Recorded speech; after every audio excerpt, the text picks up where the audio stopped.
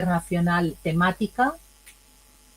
Empezamos, como decía, esta nueva mesa redonda internacional temática, espacios de conocimiento, de la Cátedra UNESCO de Investigación, Educación e Inclusión Digital desde la Universidad de Alicante. Me llamo Rosabel Rochvila, soy la directora de esta cátedra y les agradezco su estancia virtual en esta mesa redonda para tener de primera mano unas intervenciones por parte de diversos profesores de Nigeria, de diversas universidades, que nos van a hablar, en este caso, de la inclusión, especialmente en sus universidades. Welcome to this UNESCO Chair of Education, Research and Digital Inclusion. I am very happy with Professor Chinenye Amanyoye. She is a great collaboradora, person of collaboration with the UNESCO Chair. Sorry for my English. No, it's fine. No. But it's very important and very interesting, this table and this presentation about overcoming educational obstacles through equity, access, and digital inclusion for students with disability in Nigerian universities. Now, Professor Chinenye Amayoye, she is Chairperson, International Collaboration and Grant Committee, Department of Educational Management and Policy of Nnamdi Azikiwe University, Accra, Nigeria. I am very happy that you stay here and you can to start this interesting thematic about disability. Thank you. When you want. Thank you very much. Thank you very much, Professor Rosabel. It's always a pleasure to be part of this discourse, and of course, anchoring it with you as well. Let me especially appreciate you once again. Of course, you are the Director, UNESCO Chair of Education, Research and Digital Inclusion, University of Alicante. So I thank you for this great opportunity, support, and continuous collaboration. Let me also take the opportunity to thank Professor Ebele Okibo. She is the Dean of Faculty of Education, Nnamdi Azikiwe University, and of course, Professor Vivian Wombo, the immediate past Dean, and Professor Ngozi Anyekwa, all from Nnamdi Azikiwe University, for their commitment, support towards the progress of this collaboration. Again, I would like to extend my sincere appreciation to our audience, our participants who are joining us from various parts of the world. Thank you so much for making our time to be a part of this event and advancing knowledge. In a very special way also, I appreciate the speakers who have obliged us this great opportunity to share their insights and their thoughts in today's discourse, which of course is overcoming disability in Nigerian, overcoming educational obstacles through equity, access, and digital inclusion for students with disability in Nigerian University. And first, I'd like to appreciate Professor Ezendu Arewa, who is a professor of computer science at the University of Bedfordshire, UK, with expertise in practice in computing. He lectures in University of Wales, Trinity, St. David, United Kingdom, Scholar School Systems, UK, University of Management and Technology, Sierra Leone, and University of Lagos Business School. He is a co-director of the Center of Excellence in Cloud Computing, Amtech University, and of course a co-director and holds various visiting professorships globally, including at Gulf University, Bahrain, Anadolu University, Turkey, and of course, Kano State Polytechnics, Nigeria. He is also the visiting affiliate of the Green IT Observatory, RIMT University, Australia, and the visiting affiliate of ICT University, USA. Professor Ariwa is the Director, Technical and Research Professor at Some Bio IT Solutions, India, and he has chaired so many IEEE chapters in the United Kingdom and Ireland, a senior member of IEEE and a fellow British Computer Science, Higher Education Academy, and Royal Society of Arts. Professor Ariwa has supervised doctoral researches, published over 100 papers, and authored 3 books.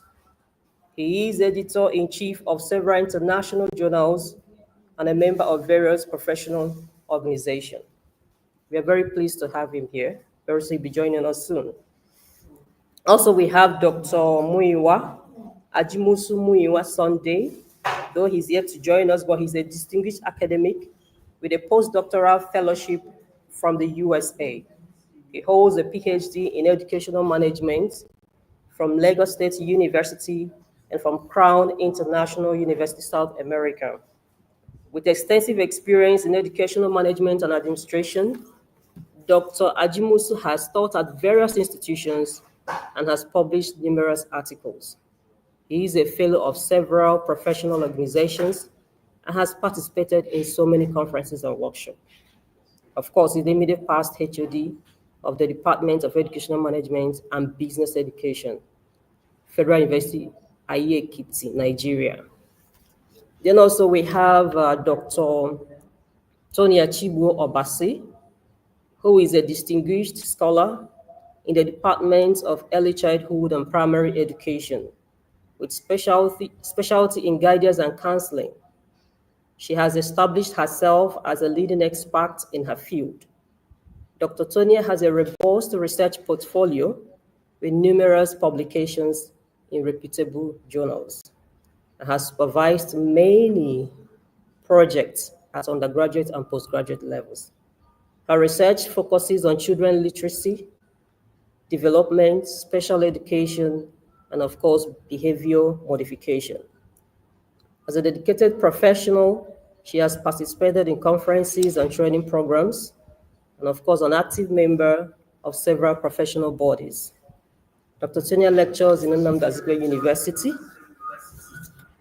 and has rendered valuable community services as a faculty representative and examination officer. Yet we have Sister Dr. Judith Nek Okafor, who is a renowned expert in educational management with extensive experience in curriculum delivery, research, leadership, and administration. She holds a degree in educational management and policy. She also has both master's and PhD and has published widely as well. She has attended various conferences, both locally and internationally, and her research interests include educational management, technology, integration, transformational leadership, and AI in education. The last but not the least, we also have Dr. Victor Gochukwu Ezomumele, who is a lecturer in the Department of Educational Foundation, Faculty of Education, Nnamdi Azikiwe University. He holds a PhD in educational psychology from University of Nigeria in Nsukka, Enugu, where he specializes in psychosocial stressors and mental health. His research focuses on identifying and addressing psychological barriers to learning among young people, including anxiety, motivation, frustration intolerance, burnout, and suicide ideation. Dr. Izonwumede began his academic career as a research assistant at the University of Uyo in 2019. He has conducted so many researches and has contributed immensely to the development of educational psychology. Once again, I'd like to thank all our speakers for obliging us this great opportunity to share their insights today. And then to start this conversation, I would like to invite Dr. Ezonwumede for his presentation. Thank you. Perfect. Thank you very much. Yeah. Thank you very much. It's a pleasure to be here. and I'm going to jump right into it. In line with the theme of today's discussion, I'll be focusing on digital inclusion and the reality of disabled learners exclusion, equity, access, and the future of Nigerian universities. Why does digital inclusion matter? That is the first question. We see that when learners have access to digital technology, they have the opportunity to break the bounds of knowledge, they have access to information, they have access to various applications that can simplify their tasks and enhance learning outcomes. It has become a way of life. There is nothing you do in schools these days without digital technology. From the chart here, we can see enhancing outcomes. We also have it deepens involvement of teachers and students and various other advantages why digital inclusion matters. Now, you look at the Nigerian youth demographics that have access to the internet. It is very important to note that most of the university students fall within the ages that could be classified as youth. So, if you understand the demographics of internet users in Africa, you will notice that Nigeria ranks first in terms of internet access. That means that we have a population of 117 million Nigerians that have access to internet. Now, if you look at these users, this 111.7 million, you will notice that a majority of these users are young people. And these young people fall into the category of university students. If you come into a classroom, a typical Nigerian university classroom, you notice that most students, they have smartphones, they have iPads, they have tablets, they have various devices that helps them to access the internet. They also have access to other forms of digital technology, aids, and things that help them to use technology. Unfortunately, not everybody has the privilege of manipulating these devices without any hiccup. That brings us to focus on the disabled people. Most of the disabled people do not have access, not because they don't want to have access, but it is pointless involving them in a system that doesn't cater for them. Because most of the technologies being used in the typical classroom is not suited for them to blend in. As a result, they are excluded. That is the crux of my short presentation today. As a result of this exclusion, you find out that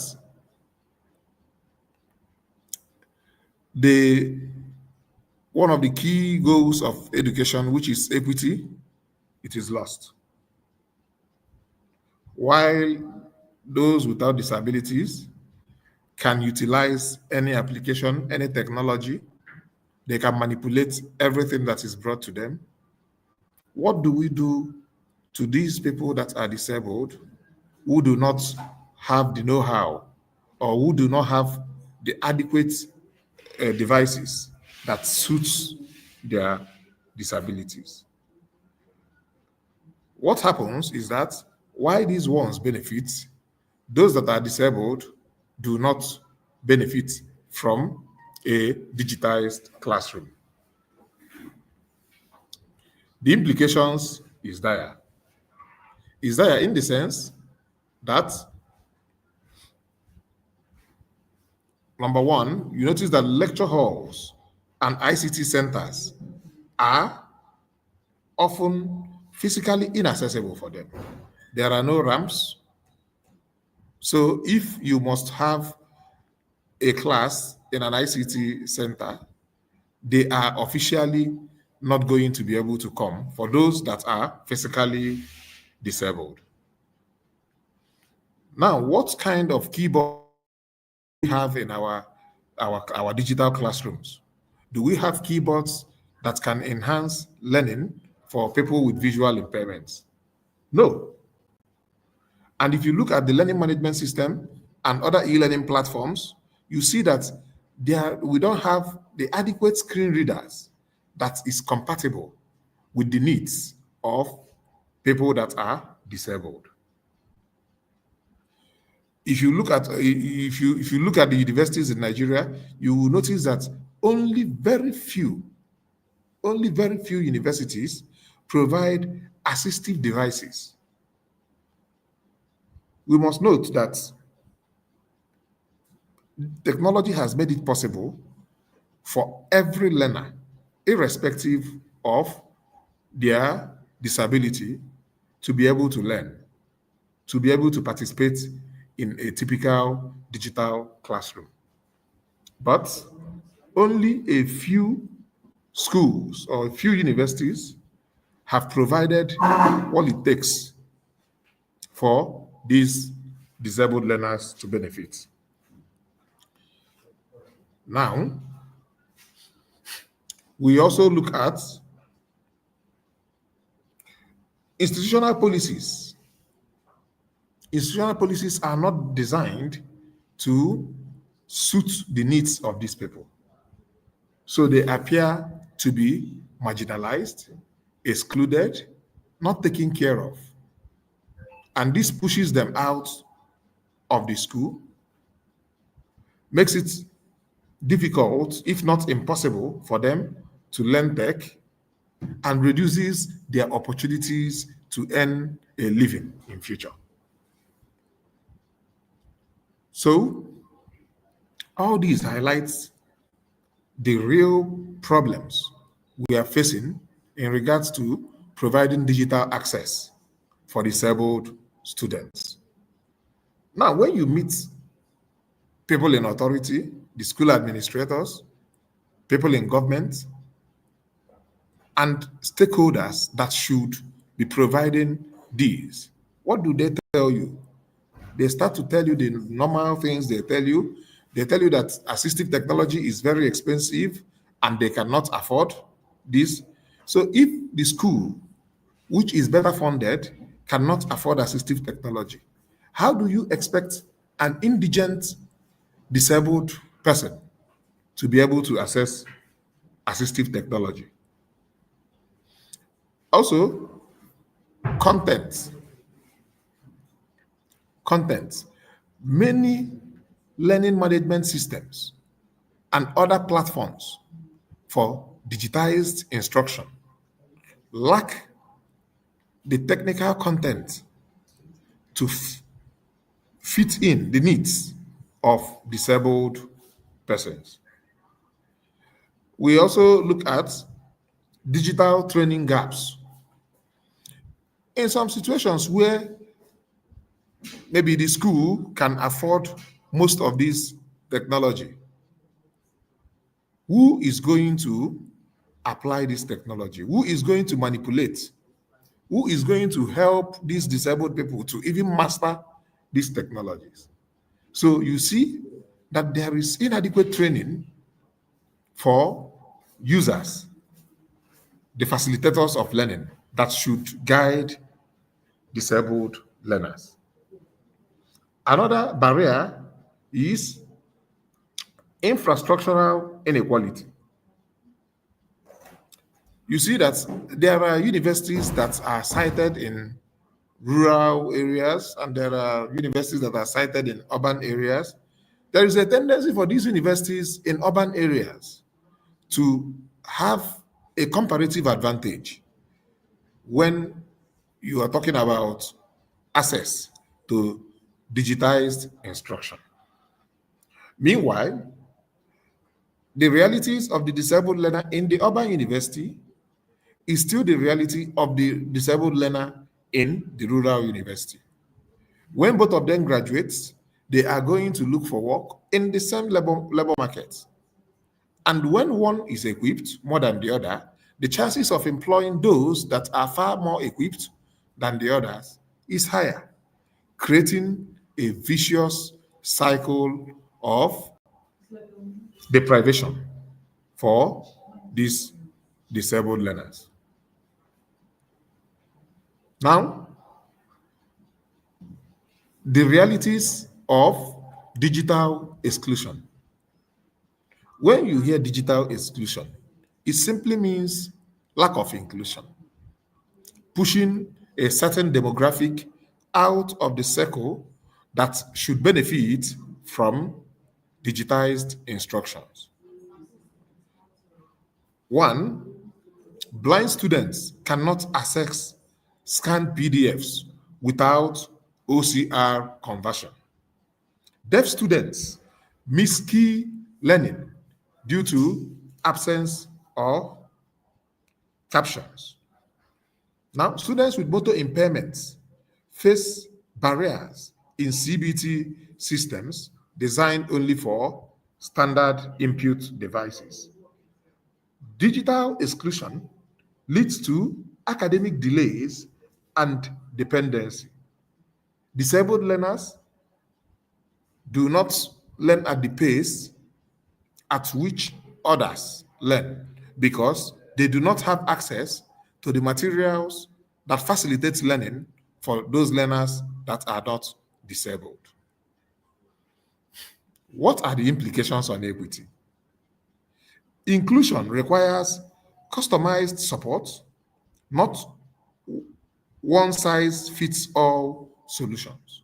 You don't expect someone with visual impairment to use devices that are meant for persons without visual impairment. You're wasting your time and you're wasting the learner's time.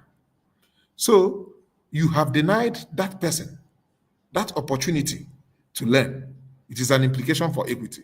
Now, digital exclusion worsens educational inequality between able bodied and disabled students. The gap keeps widening and widening and widening. Also, digital exclusion violates discrimination against persons with disabilities. There is an act to protect persons with. However, this act is not as broad as it should be, and the implementation has been faulted because you cannot have a discrimination act while you are not criminalizing discrimination. Discrimination acts should come with criminalization of discrimination. So if there are practices that still worsens discrimination, when you claim to have a discrimination act, you are wasting everybody's time. Digital exclusion goes against the heart of what this discrimination act is supposed to protect. But the reality is that this act has done absolutely nothing to better the lot of disabled learners. Now, what are the implications on access? Access is not just availability, but also usability. When you get these devices and feel it everywhere, you have computers, you have this, you have tablets, you have that, but the persons for whom these are intended cannot access them. There is a problem. Disabled learners are denied effective access to e-learning resources. Their participation in knowledge economies are also reduced, especially when digitization is now the key. Now, in this age of artificial intelligence and machine learning, how do you expect a disabled learner to cope if the needs of these disabled learners are not integrated in the provision of digital technology. Implication on the future of the Nigerian universities. Universities risk global marginalization if they fail inclusion standards. Now, it's a good thing that across the world, people are beginning to ask questions about discrimination, exclusion, diversity, and things like that. So, when universities do not show evidence of catering for their special needs learners, those universities could face serious issues in terms of collaborating with global universities where best practices are maximized. Exclusion also reduces innovation. Exclusion reduces innovation by leaving out talented disabled students. Evidence abound that some of these disabled learners are geniuses. They have above average intelligence. Some of them have very high intelligence quotients, but because you cannot hone their skills, because you cannot nurture their talents, you stand a risk of losing out on the knowledge pool available to these very special learners.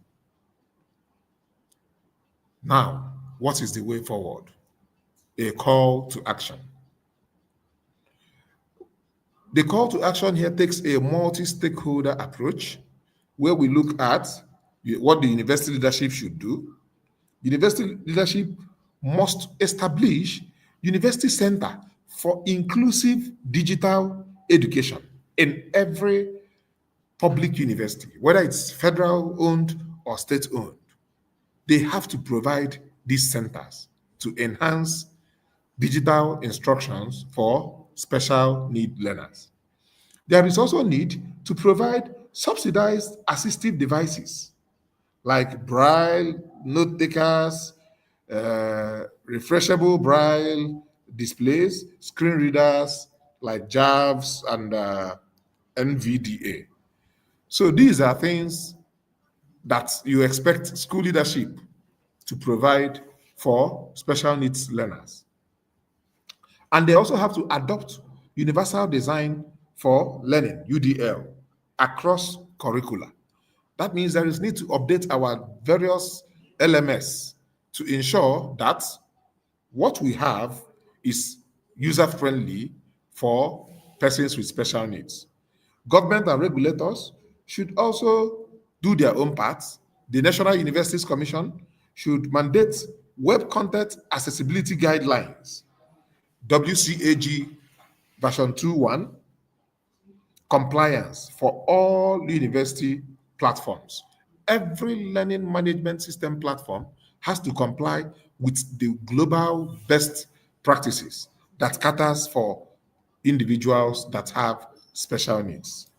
There is also need to provide grants for ICT accessibility labs in public universities. The government must also enforce provisions of the Discrimination Against Persons with Disability Act that was promulgated in 2018. Propounding a law is not enough. Government must ensure that criminalization of discrimination becomes a norm across board. Also, the lecturers and academic staff must also play their parts because they are the ones that interface with these learners on a day-to-day basis. So they must undergo training on creating accessible course materials in, in the formats that will cater not just for the learners without disabilities, for everybody. Also, there is need to incorporate Microsoft accessibility checkers and Google Workspace accessibility features into every teaching material. Now, the ICT departments and developers, these are the people that create technology. So they have to create affordable technology for learners with disabilities to enhance their chances of learning at the same pace with their peers who may not have these issues. We provided some devices here. We have the Cord Joy 3 joystick, which allows users with high-level spinal cord injuries to control a computer or tablet using breath and suction. We also have adaptive keyboards. We have the Big Keys LX, which offers enlarged color-coded keys for students with motor impairments or low vision. We also have the Interlikeys customizable keyboards, which allows overlays.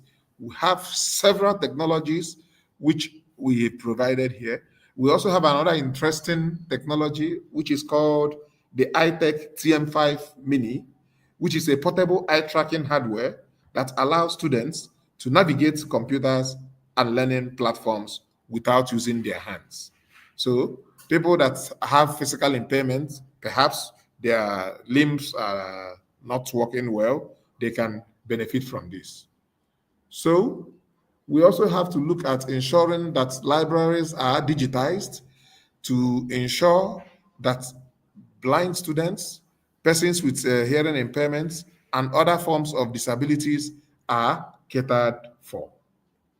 So the private sector and NGOs, they have to partner with educational tech companies to help provide these at subsidized rates. They can also create incentives for disabled learners to enhance their motivation to embrace technology.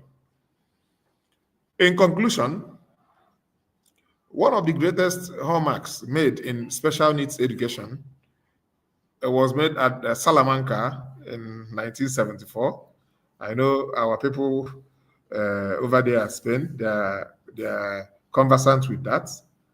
And we must not only key in to the deliberations at Salamanca, but we must also improve and update our pedagogy and content delivery in such a way that learners with disabilities benefits at the same pace with their contemporaries who are not disabled. Nigerian universities must embrace inclusive digital transformation to achieve true educational equity, irrespective of the learner's circumstance. Thank you very much.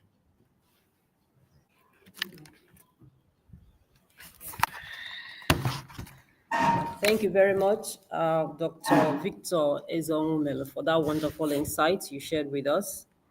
Moving ahead, I will call on Dr. Judith Okafor for her presentation. Thank you.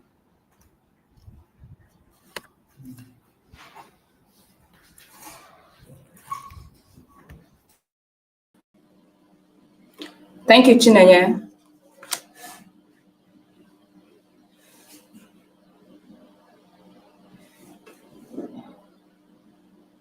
Good evening, everyone.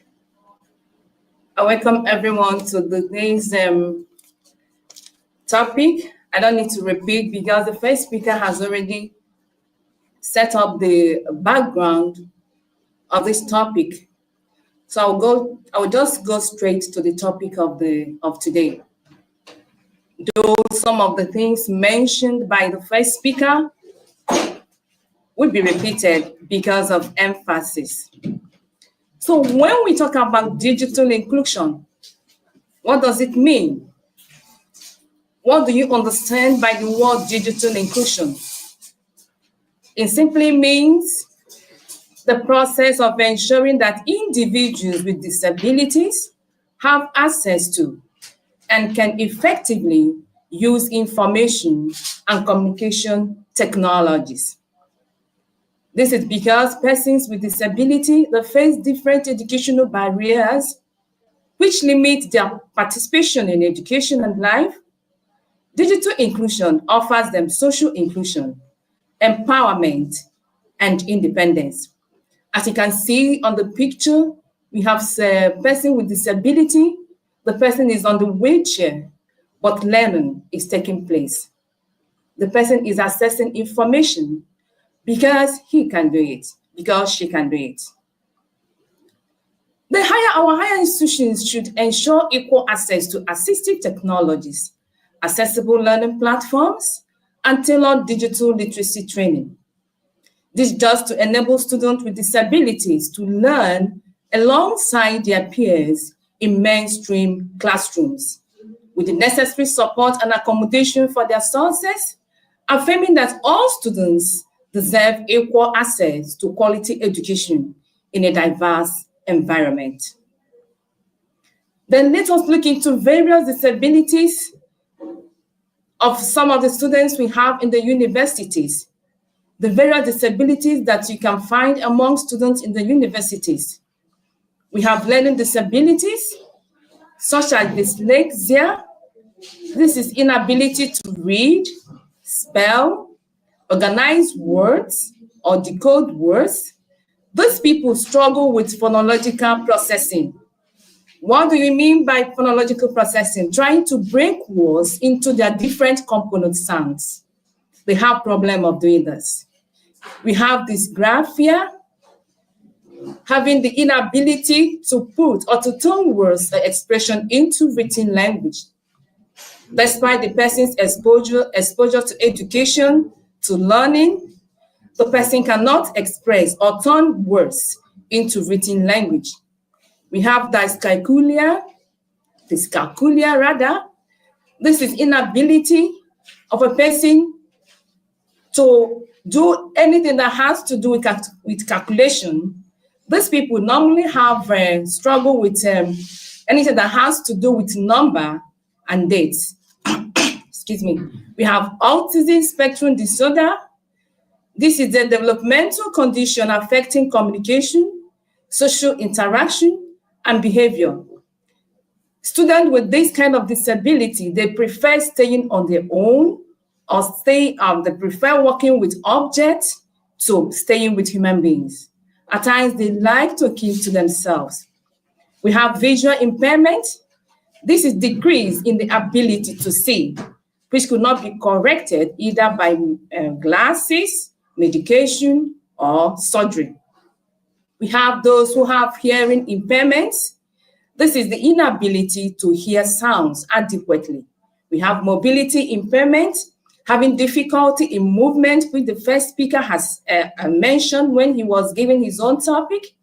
We have psychiatric disability, not having good mental condition. We have speech impairment, finding it difficult to produce speech sounds.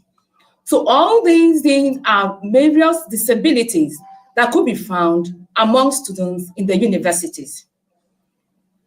We have said that these students with this kind of learning disabilities, they face educational barriers. And what are those educational barriers? We have physical barriers. This is having inaccessible buildings, not being able to access buildings in the school environment, not being able to access the facilities in the school, and inadequate adaptive furniture. All these things, it hinder mobility. We have the academic barriers, not having access to enough materials for the learning, inflexible teaching, and unfair assessments. All these things limit learning. Like we know, if we have any child with disability in a classroom, you don't give the child the same assignment to give to somebody who doesn't have any ailment or somebody who doesn't have any learning disability. So the assessment you give to somebody who has learning disability should not be the same with a person who doesn't have learning disability. Then we have social barriers. There's having stigma, stereotypes, and lack of support. All these things isolate students and it hurts their self-esteem. We have institutional barriers. This is having a weak policy by the institution in which we have some students who are disabled. There is no policy that supports that something should be given to them to aid their learning. So this is a barrier. Having untrained staff, staff who, as you can see on the picture, you can see somebody handling them. You can see, sorry, thing went on. You can see the person handling the persons with disability is not all, any person you see that can handle somebody who has a learning disability. Before you be able to handle somebody who has learning disability, you must have gone the training. You must have undertaken a course on that for you to be able to impart knowledge to these people. Having untrained staff and insufficient resources, all these impede student success.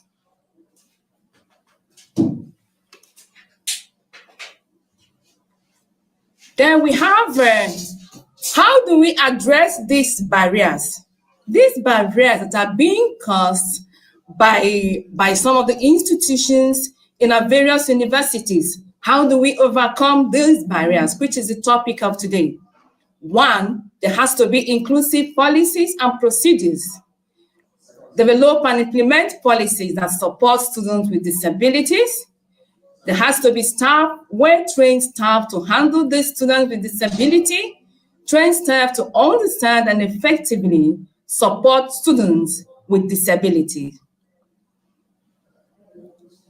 There has to be a flexible teaching and assessment. You don't use a particular method to teach every student in the main classroom. The teaching has to be diverse in order to achieve diverse learning. Have flexible teaching and assessment, adapt teaching and assessment methods to meet diverse needs. Have accessible infrastructure, ensure that buildings in our university, facilities, and assistive technologies are made accessible for these students with disability. Then what do we understand by assistive technology? As you can see on the picture, you have different kinds of assistive technology, depend on the kind of learning ability learning disability somebody has or someone has. So assistive technology, it simply means tools and services or device which helps a person with disability to perform tasks which the person cannot ordinarily perform by himself or by herself. This assistive technology enhances accessibility in physical environments, like the first speaker said. He mentioned it, ramps, having ramps in our institution. This is what ramps is what gives a smooth pathway to persons who use wheelchair. We have braille, we have digital platforms, we have assistive technology that helps them to communicate. We have other things that promote inclusion and support sustainable development goals. When we have assistive technology in our classrooms, what do we expect? What do you think that will happen when we have assistive technology in our classrooms? Tools, assistive technology, when we have them in our classroom, it will improve learning and participation. Remember, this assistive technology ranges from low tech to high tech, depending on the kind of disability somebody has. So the kind of disability will depend the kind of assistive technology that will be given to the person. Then we have here on the picture some of, this is not all, but this is just few of assistive technologies that we have. We have speech to text. This one converts speech to text for those who cannot turn their words, expressions into written language. This is a software for writing and expression. We have modifying glasses. We have hearing aids and captioning. This helps those who have hearing impairment. We have rocket books, notebooks, and lectures recording. This is for taking notes. We have talking calculator, mainly for math and focus. This is mainly used by those who cannot see, those who are blind. We have timers, calendars, and reminders, among other assistive technologies we have. Then what are the benefits of having this assistive technology for students with disabilities in our universities? One, it will empower independence. enabling students to complete tasks and participate independently, boosting confidence and accomplishment, as you can see on the picture. Number two is it improves learning outcomes by removing barriers. Assistive technology helps students focus on learning and mastering skills. It increases engagement. It makes learning interactive and engaging, keeping students motivated and positive. Key aspects of digital inclusion for students with disabilities. What do we need to do to overcome all these barriers I have mentioned? Accessible digital infrastructure, having websites and platforms. All these should include alternative tests, captions, and screen reader compatibility. We have having assistive technologies in our different institutions. This does providing and train students on tools like screen readers, text-to-speech, and speech recognition. This is not just having assistive technologies. When you have these assistive technologies, students should be taught how to use a particular assistive technology. Digital literacy training, tailored training to help students use assistive technologies and access digital resources effectively. Students should know how to use a particular digital device. We have a policy and implementation.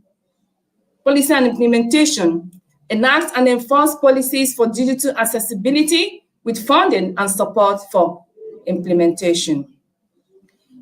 We have enabling environment. Every institution in Nigeria has to create enabling environment safe, effective, and affordable, providing assistive technology and environment that will benefit everyone that is physically challenged, fostering collaboration.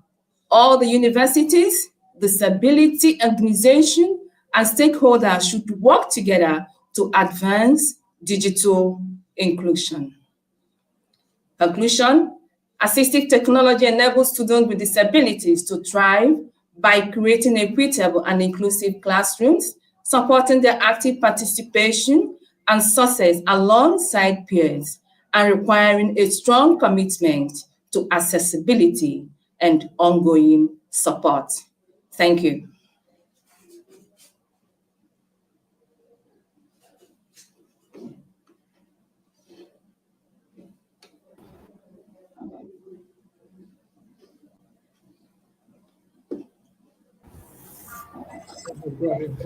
Okay, I will have to come in from here. It's actually going to be a recap of what the speakers have said.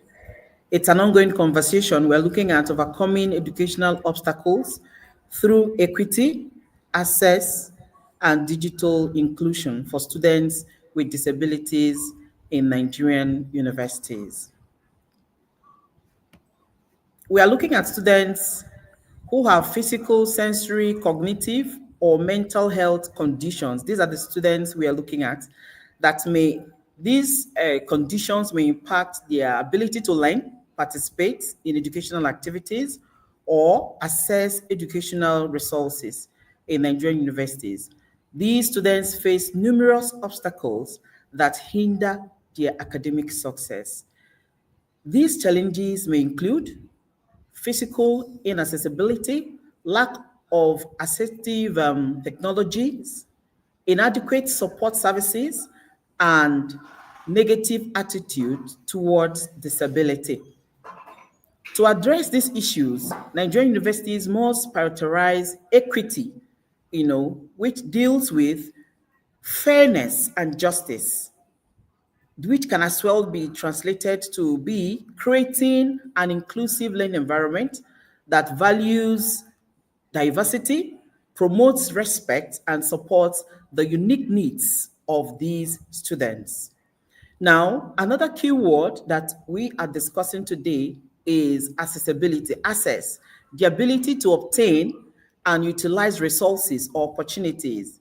It translates to creating an environment where all students can participate fully and benefit from learning experiences. Now, these can be physical access, digital access, and academic access. Now, to wrap it up, we are looking at digital inclusion. This is the ability to access and effectively utilize digital technologies, such as a computer, which have been mentioned by the speakers, smartphones, and the internet. Not forgetting to pay attention to digital literacy and relevant content, that is, what they actually need at every point in time.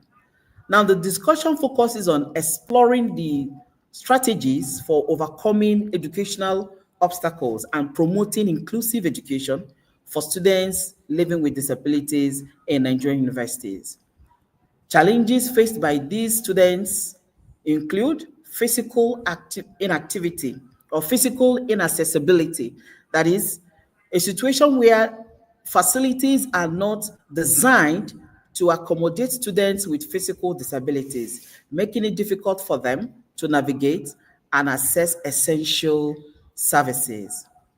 They are also faced with lack of assistive technologies, in insufficient provision of assistive technology, such as the screen reader, just as the former speaker said, and the braille materials, hinders the students with visual impairment from accessing diverse educational resources.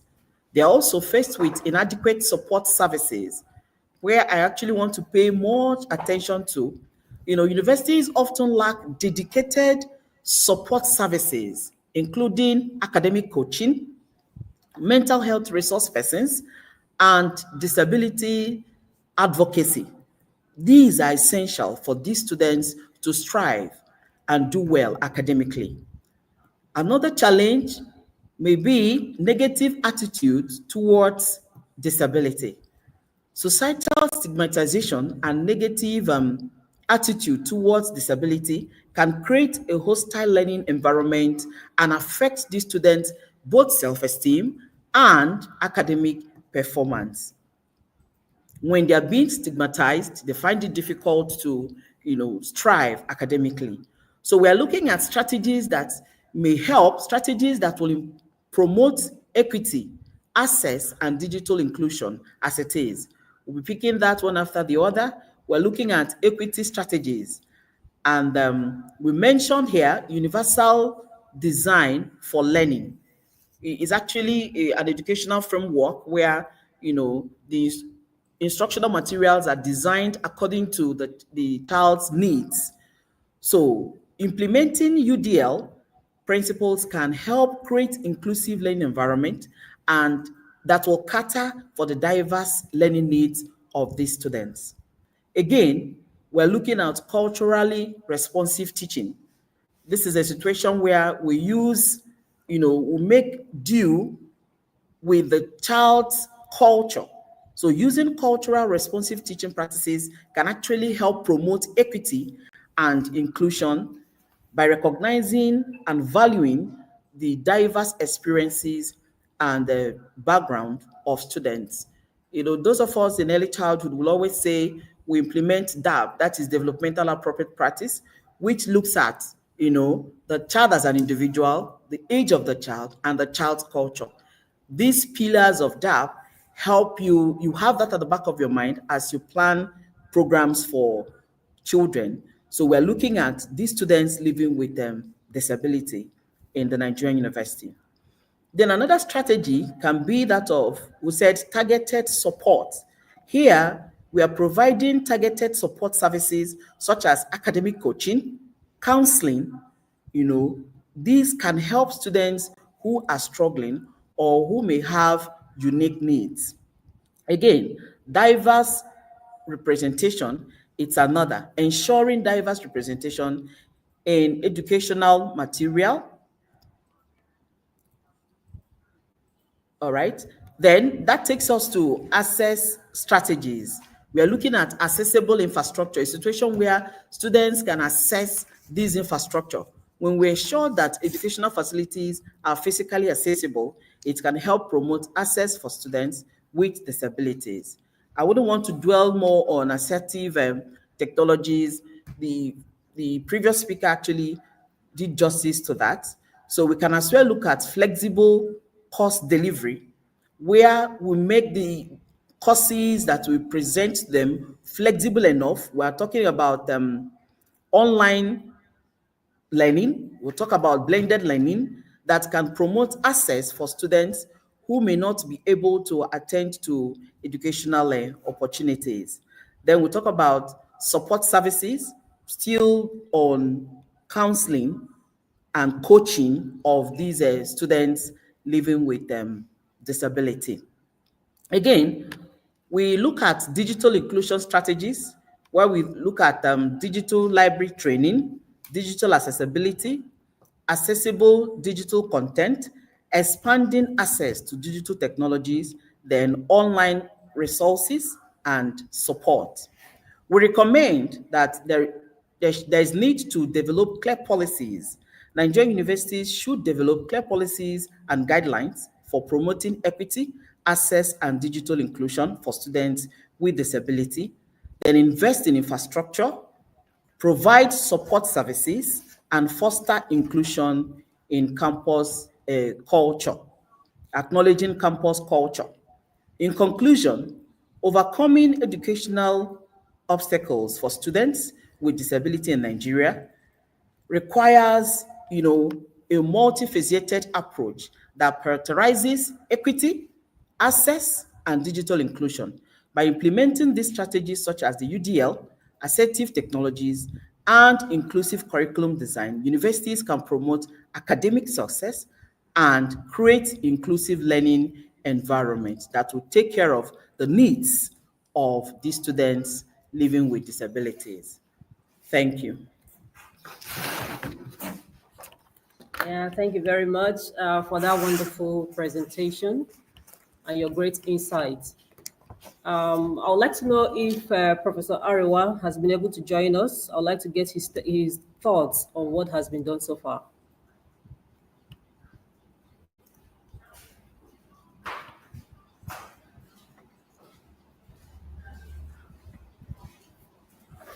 Okay, while we are waiting on him, first of all, I would like to direct a certain question. Okay, thank you very much, Veronica, for that information. Yeah, the last speaker did mention quite a number of good things, mentioned UDL and the importance of UDL in educational setting. I would like to ask or know if teachers in higher institution, university, know or are aware of this model. If they do, how much or how far do they implement this model? Thank you. All right,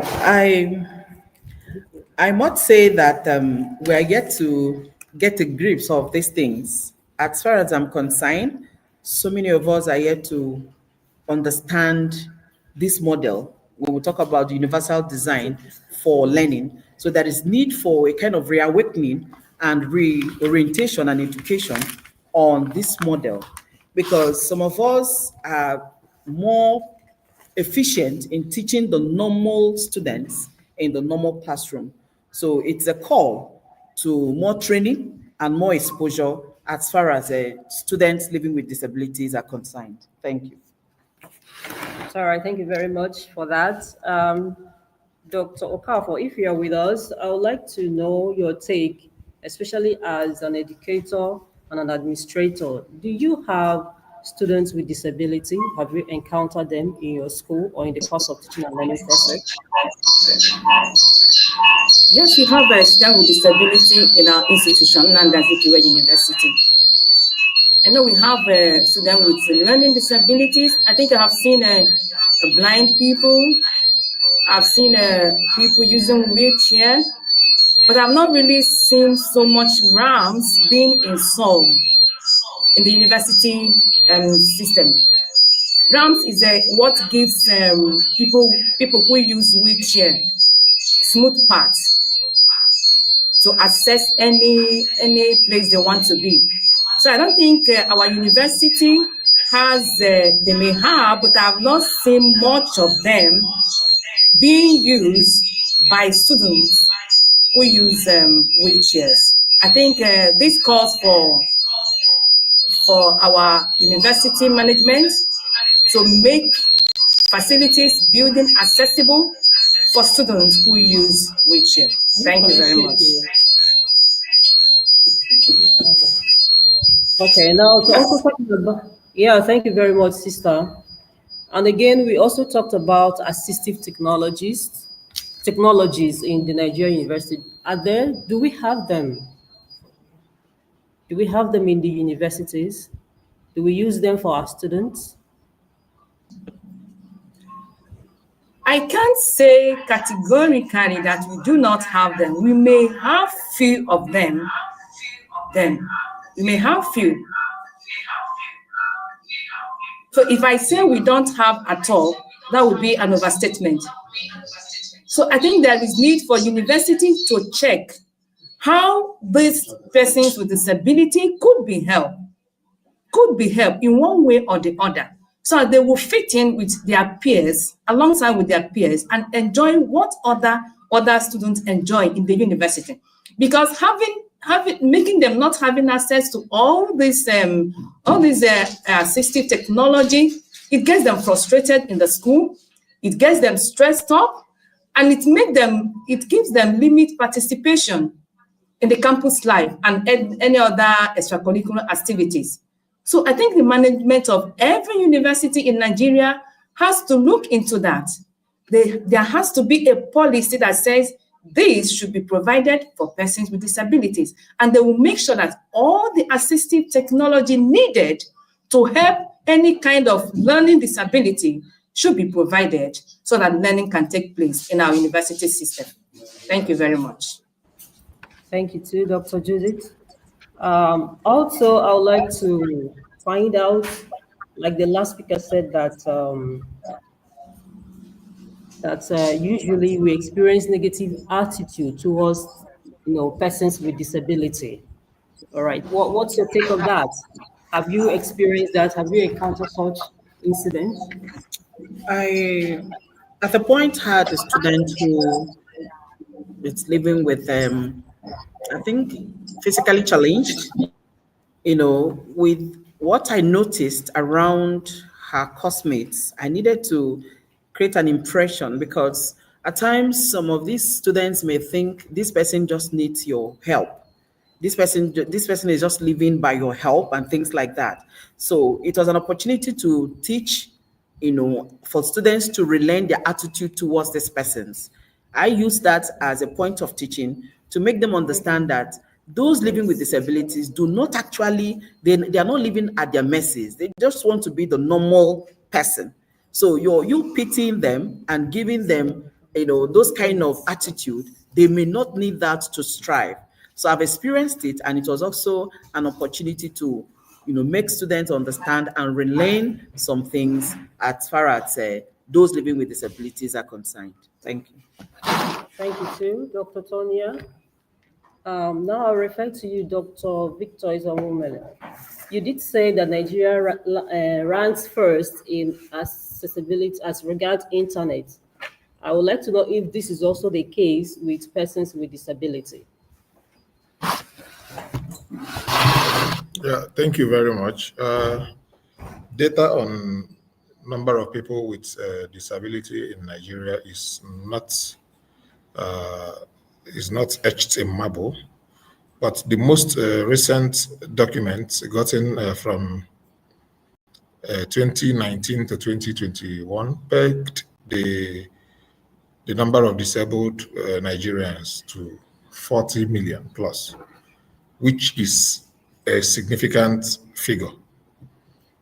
So we have over 40 million people living with disabilities, and the significant number of these people living with disabilities fall within the school-going age. If you look further in my presentation, it was also highlighted that 0.5% of these 40 million people are found in schools, which highlights a serious gap between the number of persons living with disabilities and the number of persons living with disabilities that are actively in school. Okay, thank you so much. Further, you also, in the course of your presentation, you did talk about Digital Inclusion Act. Okay, now I want to know if, which of course, you also mentioned that it's not benefiting the intended individuals. What can be done in this regard? In this regard, there is need for both government and other stakeholders to sit up. They need to sit up. The Disability Rights Act of 2018 cannot be said to be working at this time. So government needs to enforce these laws. There needs to be implementation for these laws to yield fruits. There must be criminalization of discrimination. Once there is report of an individual living with disability being discriminated against, if the discrimination is institutional, maybe the school does not provide such a person with adequate facilities to fit to the disabled learner's needs, the school could be punished, they could be fined. There are many ways they can, enforce these acts to ensure that we achieve the desirable outcomes for which the Disability Rights Act was promulgated. Okay, that's a wonderful one. Thank you for that insight. I will get back to you, Dr. Chibo Obasi. In the course of presentation, you did say that you mentioned digital literacy. And I want to ask if persons with disability in the Nigerian universities, are they digitally literate? With the recent developments, to a large extent, you will say that students they are exposed to some of these technologies, but I will not tell you categorically that students living with disabilities do have, access to some of these technologies that will assist them in academic setting. So give and take, we are still calling for, more trainings on assessing and manipulating some of these technologies for students living with disabilities. Thank you. Yeah, that's also, how about the teachers? Are they also aware and know how to use some of these assistive technologies in teaching and learning process? Sorry to be shameful to say, the percentage is actually very low and very discouraging, because most of the Nigerian lecturers are yet to, get conversant, become very conversant with some of these technologies, let alone, using some of them. Thank you. All right. So that calls for training for educators as well as the teacher. Yeah, finally, I would like to get to you, Dr. Okafor. We talked about customized support and services for the students with disability. What kind of services do you think they would need to enhance their learning experiences? There are so many ways that these persons with disability could be helped to move along with their peers in the school system. You could give them mentorship support. You could give them counseling. You could, like I mentioned, that the policy collaboration. The university doesn't have enough fund to provide all these assistive technologies to persons living with disability in this university system. I think there is need to do a kind of a collaboration with other people. Like I mentioned, universities should collaborate with them. The organization that sees about the persons living with disabilities, the stakeholders, other people who may have interest to help persons with disability. They can collaborate. And with that collaboration, they can provide enough assistive technologies to these students living with disabilities. And believe you me, once those assistive technologies are being provided, learning will be easy. Accessing any building will be easy. They will access any school environment, facilities, anything with so much ease. So the stress of being in the university will automatically reduce. Thank you. Thank you so much for that. That goes to show that a lot of work efforts are still need to be done, both for the persons with disability as well as the teachers. All right. I would like to call upon Veronica if there are questions from the participants. We can take them now.